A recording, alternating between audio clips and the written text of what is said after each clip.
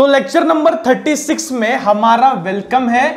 आज lecture number 36 में काफी छोटा लेक्चर होगा। लेक्चर नंबर 35 मुझे पता है बहुत बड़ा हो गया था।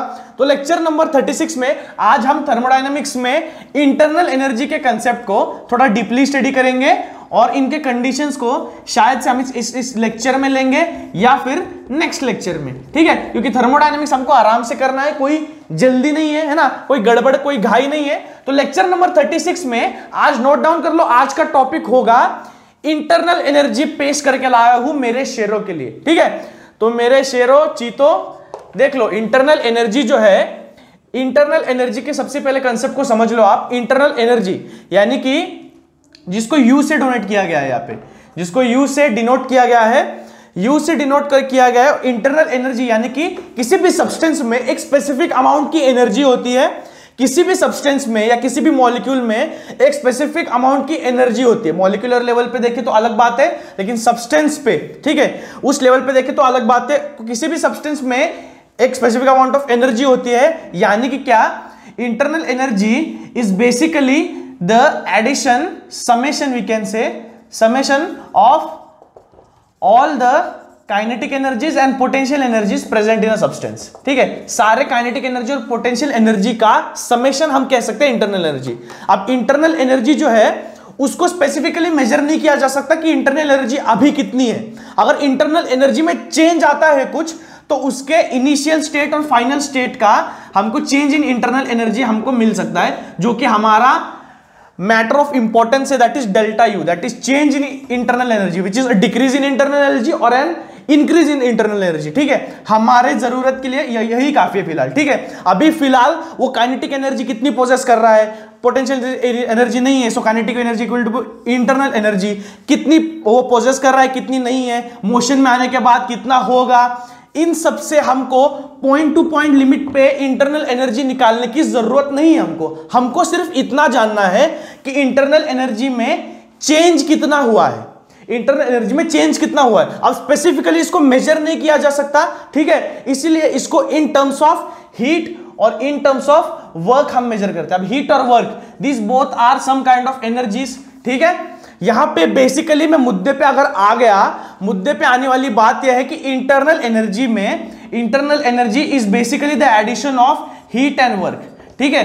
अब अगर किसी सिस्टम पे, अगर किसी सिस्टम पे सराउंडिंग से हीट ऐड होती है, उसमें सिस्टम पे हीट ऐड होती है, that means some kind of energy is been adding up and it adds up to the internal energy of the system, I can say, और whether from the surrounding if some work is done on the system, ठीक है, from the surrounding if any work is done on the system again, so that work again gets add up as an internal energy in the system, ठीक है। अब देखो यहां पे कुछ लाइनें हैं, यहां पे बोलूंगा मैं, the internal energy of a system is made up of kinetic and potential energies of individual particles of the system. उसको आप नोट डाउन कर लो, which is delta U is equal to u2 minus u1, u2 u1 are internal energies of initial final state and u is a state function, ठीक है, which is an extensive property. Extensive यानी कि क्या, extensive यानी कि क्या, intensive extensive दो property देखी थी। इंटेंसिव यानी कि independent of all the matter present, extensive means dependent on all the matter present in the system, ठीक है। तो फिर आज हम इसका एक बहुत बढ़िया एग्जांपल देखने वाले हैं, जो मैं शायद से पहले लेक्चर से बात कर रहा था कि इंटरनल एनर्जी के बारे में बताऊंगा, ठीक है। अब ट्राई दिस वाला एक क्वेश्चन दिया है, वापस इन्होंने दिया है कैन यू थिंक वाला, कैन यू रिकॉल और कुड यू सॉल्व, ऐसे बहुत सारे एग्जांपल दिए हैं इनको रिलेटेड कि ऐसा कैसे हो सकता है कि इंटरनल एनर्जी एक स्टेट फंक्शन है, लेकिन हीट और वर्क जो कि इसी का समेशन एक पाथ फंक्शन है, ऐसा कैसे हो सकता है। उसको मैं आज एग्जांपल से लेंगे और थोड़ा उस पर फोकस करेंगे, ताकि जो आगे इंटरनल एनर्जी के आने वाले कंसेप्ट है आपको थोड़े से क्लियर हो जाए, ठीक है। अब देखो यहां पे the following examples illustrate 30 kg of heat supplied to the system, it would be added to the internal energy. Again second line, if 20 kJ of work is done on the system, it is added as internal energy. Screen पे दिखाई दे रहा है ये 4 line जो मैं दिखा रहा हूं, 3 पॉइंट्स स्क्रीन पे दिखाई दे रहा है कि नहीं दिखा रहे इधर। अब टेक्स्ट बुक लेके बैठे हो तो इसको मार्क कर लो, they are one of the most important points while you study internal energy, that how a system gets increased its internal energy और it can get its energy decreased, ठीक है। Suppose the system releases 10 kJ of heat, exothermic reaction 10 kJ heat release हो रहा है, वापस it performs 15 kilojoule of work on the surrounding, system से surrounding में 15 kilo joule work हो रहा है, ठीक है। यानी कि समझो कोई पिस्टन सिलेंडर में ये सिस्टम है, सिस्टम इस पिस्टन को बाहर ढकेल रही है, तो यानी कि 15 किलो जूल का वर्क वो हो रहा है। तो internal energy 10 kilo joule heat loss और ये 15 किलो जूल वर्क लॉस, ये दोनों को मिला करके 25 किलो जूल इंटरनल एनर्जी उस सिस्टम की लूज होगी, यानी कि इंटरनल एनर्जी होगी उसकी -25 किलो जूल्स, ठीक है। अब पहले कितनी थी, -25 हो गई, ये हमको देखना नहीं है। पहले कितनी थी मुझे पता है क्या मेरे बच्चों? नहीं पता है। Initial state, am I talking about U1 or am I talking about U2? No, I'm not talking about them. I'm just saying that internal energy got decreased by 25 kilojoule. And if the internal energy was 100 at the start, it got decreased by 25. So the remaining internal energy is now 75. ये सब बारे में मैं बात ही नहीं कर रहा हूं, क्योंकि मुझे इंटरनल एनर्जी आप कैलकुलेट नहीं कर सकते बच्चों, ठीक है। मेरे शेयरों internal energy at a specific point with a perfection you can't calculate. तो हम इंटरनल एनर्जी में चेंज कैसा आ रहा है उतना बात करेंगे। यानी कि यहां पे 25 किलो जूल घट गया है, हम इसकी बातें कर रहे हैं, तो -25 लिख दिया मैंने। अब 25 को किसमें से माइनस करूंगा मैं, ये नहीं लिखूंगा, ठीक है। तो फिर इंटरनल एनर्जी समझ लो कि जो भी एनर्जी है, हीट अगर सराउंडिंग से सिस्टम में हीट आ रहा है या वर्क डन हो रहा है सराउंडिंग से सिस्टम में, इंटरनल एनर्जी में वो ऐड होगा। और अगर सिस्टम से सराउंडिंग की तरफ वर्क या हीट जा रहा है, रिलीज हो रहा है हीट और वर्क डन हो रहा है सिस्टम से सराउंडिंग में, वहां पे इंटरनल एनर्जी घटेगा। So this is delta U is the change in the internal energy which we are going to study, और इसको ही आपको याद रखना है। समझ में आ रहा है इंटरनल एनर्जी कंसेप्ट, ठीक है, कोई दिक्कत नहीं है। अब देखो इंटरनल एनर्जी में हम एक बात करेंगे कि इंटरनल एनर्जी का समेशन जो है वो हीट और वर्क है, ठीक है। अगर कोई भी हीट होती है सराउंडिंग से सिस्टम में आती है तो इंटरनल एनर्जी में एडअप हो जाती है, वापस वर्क जो होता है वो भी इंटरनल एनर्जी में एडअप हो जाता है। यानी कि इंटरनल एनर्जी को चेंज लाने के लिए हीट और वर्क ये दोनों बहुत जरूरी है। इसलिए डेल्टा यू यानी कि change in internal energy will be equal to heat and also the work. Okay, समझ में आ रहा है? देखो ये बात समझ लो, U is not equal to Q plus W। समझ लो बात को, U is not equal to Q plus W। Delta U because of Q plus W, change in internal energy is occurring. That is why I have written delta U is equal to Q plus W. Besides, U is summation of all the kinetic energies and potential energies. It is just not dependent upon heat and work. Here, इसकी वजह से thermodynamic systems में heat और work की वजह से internal energy में change आ रहे हैं, इसीलिए change in internal energy is equal to heat and work. समझ लो बात को, नहीं समझ में आ रहा है डाउट पूछ लो, क्योंकि मैंने बेसिक से बेसिक जो है आपको बता दिया है, ठीक है। और एक एग्जांपल देता हूं। अब देखो यहां पे स्टेट फंक्शन और पाथ फंक्शन की बातें करूंगा मैं। स्टेट यानी कि क्या, वो स्टेट पे डिपेंडेंट है, उसको कोई लेना देना नहीं कौन सा पाथ फॉलो कर रहा है, उसको उस स्टेट को अचीव करना है, बात खत्म, ठीक है। पाथ फंक्शन है कि क्या, उसको पाथ जरूरी है, कहां से कहां जा रहा है। अगर कोई बंदा है माउंटेन चढ़ रहा है सीधे रास्ते से, उसका वर्क डन की कोई वैल्यू होगी। अगर वही बंदा माउंटेन घूम घूम के चढ़ रहा है तो उसका वर्क डन ज्यादा होगा। दोनों मैग्नीट्यूड में फर्क आएगा क्योंकि पाथ में फर्क आ रहा है। So work done is a path function. समझ लो बातों को, ठीक है। सो दोज ऑल हमारा कंसेप्ट हो चुका है। अब यहां पे ये दोनों पाथ फंक्शन है, लेकिन change in internal energy state function. अब चलो एग्जांपल ले लेते हैं फाइनली। समझो मेरे पास दो बॉल पूल के बॉल्स है। बॉल पूल खेलते हो, बिलियर्ड्स खेलते हो ना? खेलते नहीं होगे, पिक्चर में तो देखा होगा, है ना। पोकर वगैरह तो नहीं खेलते होगे, पब वगैरह में तो जाते नहीं होगे। तो समझ लो कि ये क्यू बॉल्स है, इसको क्यू बॉल्स कहते हैं। जो भी बिलियर्ड्स में होते हैं उनको क्यू बॉल्स बोलते हैं, ठीक है। और मैं थोड़ा सा इसको डेकोरेटिव कर देता हूं ऐसे, इस तरीके से, यानी कि बाहर का काला होता है ना, इसको समझो मैंने दे दिया नंबर 2, इसको दे दिया मैंने नंबर 1। अब समझो इसके पास एनर्जी है 5 जूल्स, इसके पास एनर्जी है 5 जूल्स या किलो जूल्स पकड़ लो, इसके पास एनर्जी है 5 किलो जूल्स। अब मैंने क्या किया, इधर से मैंने एक स्नूप मारा करके, ठीक है। मैंने एक लकड़ी इसको मारी इस तरफ। अब लकड़ी मारने से क्या हो गया, इसके पास जो पोटेंशियल एनर्जी थी ये इसने ट्रांसफर कर दी इसको, लेकिन रास्ते में जाते जाते 0.5 किलो जूल एनर्जी जो है वो हीट के द्वारा लॉस हो गई। समझ में आ रहा है? क्लियर है, बहुत बेसिक है। फ्रिक्शन की वजह से 0.5 किलो जूल एनर्जी जो थी वो हीट के द्वारा लॉस हो गई। अब इसके पास जो 4.5 किलो जूल यहां आते आते बच गई है इसके पास, तो ये बॉल 1 इसको 4.5 किलो जूल ट्रांसफर करेगा और उसके बाद ये आगे ट्रैवल करेगा। ठीक है, इसके बाद ये आगे ट्रैवल करेगा, यानी कि वर्क डन हो गया -4.5 किलो जूल, है ना, वर्क डन हो गया -4.5 किलो जूल, और वापस हीट लॉस हो गया 0.5 किलो जूल।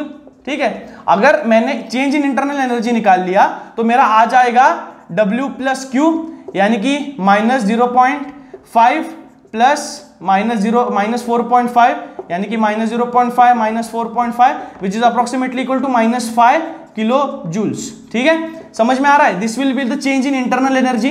अब देखो, अगर मैं कहता हूं कि यहां पे मैंने थोड़ा मेरा जो दोनों क्यू बॉल्स है वो थोड़े दूर ले लिए, मैंने थोड़े से दूर ले लिए, अब मैंने फिर यहां से एक स्नूप मारा, जिसकी वजह से क्या हुआ, अब एनर्जी थी 5 किलो जूल स्टार्टिंग में, पोटेंशियल एनर्जी। अब इसको जब ये ठोकेगा तो इसके पास 0 किलो जूल बचेगी और सारी की सारी 4.5 किलो जूल जो एनर्जी है इसको ट्रांसफर हो जाएगी, उसकी वजह से आगे ट्रैवल करेगा और ये रेस्ट में आ जाएगा। ठीक है, ये मोमेंटम वाली कंसेप्ट तो क्लियर है, पेंडुलम वाली, इसको यहां से ठोकते हैं रेस्ट में आ जाता है, उसको ठोकता है आगे चला जाता है, ये सब वाली कंसेप्ट क्लियर कि नहीं है? तो वैसे क्यू बॉल का समझ लो, यहां पे बस वर्क और हीट के बारे में बोल रहा हूं मैं, ये सब में मोमेंटम नहीं बताऊंगा यार, मैं 10वीं का टीचर नहीं हूं, मैं 12वीं का टीचर हूं। W और Q की बातें हो रही है बच्चों, शेरों समझ लो। देखो बहुत इजी है, डेल्टा U मैंने निकाल लिया यहां से, अब यहां से मैंने डिस्टेंस बढ़ा दिया क्यू बॉल में, दूर वाला शॉट है, बड़े पैसों वाला शॉट है, $1 मिलियन शॉट, इधर से अगर होल में चला गया ना भाई, जिंदगी सेट है बंदे की। देखो यहां पे लंबा वाला शॉट है, लंबा शॉट खींचना है, तो यहां पे मेरे को बताओ डिस्टेंस बढ़ जाएगा, फ्रिक्शन बढ़ेगा कि नहीं बढ़ेगा? फ्रिक्शन बढ़ेगा, क्योंकि डिस्टेंस बढ़ रहा है, और उसके बाद फ्रिक्शनल लॉस यानी कि फ्रिक्शनल हीट लॉस थोड़ा सा ज्यादा होगा, मैं पकड़ लूंगा 2 किलो जूल। ठीक है, 2 किलो जूल फ्रिक्शनल लॉस है, और यहां तक अगर ये बॉल पहुंचा एनर्जी ट्रांसफर के लिए, इसने इसकी जो काइनेटिक एनर्जी इसको दे दी, यहां पे इसकी 0 हो गई, और बची हुई जो है 3 किलो जूल एनर्जी के साथ ये बंदा आगे चला गया। ठीक है, अब वापस देख लो, फ्रिक्शन बढ़ गया तो एनर्जी जो है हीट लॉस बढ़ गया। ठीक है, पाथ फंक्शन आ गया वापस कि अगर डिस्टेंस बढ़ जाएगा तो हीट लॉस जो है वो भी इंक्रीज हो जाएगा, उसका मैग्नीट्यूड सेम नहीं रहेगा क्योंकि वो स्टेट फंक्शन नहीं है। ठीक है, अब वर्क डन हो गया 3 किलो जूल और हीट लॉस हो गया 2 किलो जूल, यहां से हीट लॉस हो रहा है। ठीक है, अगर मैं इंटरनल एनर्जी निकाल लूंगा चेंज इन, तो ये आ जाएगा मेरा work done -3 kilo joule, heat loss -2 kilo joule. ठीक है, so this is -3 -2 which is again -5 kilo joules. So change in internal energy मेरे को बताओ, चाहे दूर है चाहे पास है, बदला है क्या? बदला है क्या रे बाबा? नहीं ना। तो मेरे शेरों, यहां से प्रूव होता है, this is the most basic example I could ever think of giving you, कि यहां से हमको पता चलता है चाहे Q और W पाथ फंक्शन हो, चाहे कि उनके पाथ बढ़ा दी जाए, Q का हीट लॉस ज्यादा बढ़ जाए पाथ बढ़ाने की वजह से, वर्क डन भी ज्यादा हो जाए, काइनेटिक एनर्जी पूरी तरह से ना पहुंच पाए, चाहे कुछ भी कर लो, पाथ की वजह से इनको फर्क पड़ेगा, इसको फर्क नहीं पड़ेगा, इसको फर्क नहीं पड़ेगा। ठीक है, समझा?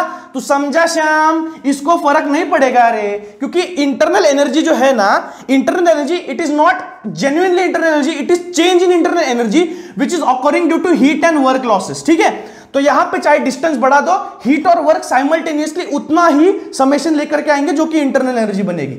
समझ में आ रहा है बच्चों? तो मेरे शेरों, ये था इंटरनल एनर्जी का कंसेप्ट। ठीक है, इसके बाद उन्होंने दिया है first law of thermodynamics. First law first lecture में हो गया था। क्या है फर्स्ट लॉ ऑफ थर्मोडायनेमिक्स? क्या है? मन ही मन में बोलो। First law of thermodynamics is the law of conservation of energy. ठीक है, अब उन्होंने थोड़े कुछ पॉइंट्स दिए हैं डिस्क्रिमिनेट करके, थोड़े से डिस्क्रिमिनेट बोल रहा हूं मैं, उन्होंने थोड़े से अच्छे पॉइंट वाइज बना के दिए कि energy of the universe always remains constant, energy of the universe always remains constant. वापस और एक पॉइंट है, total internal energy of the isolated system is constant.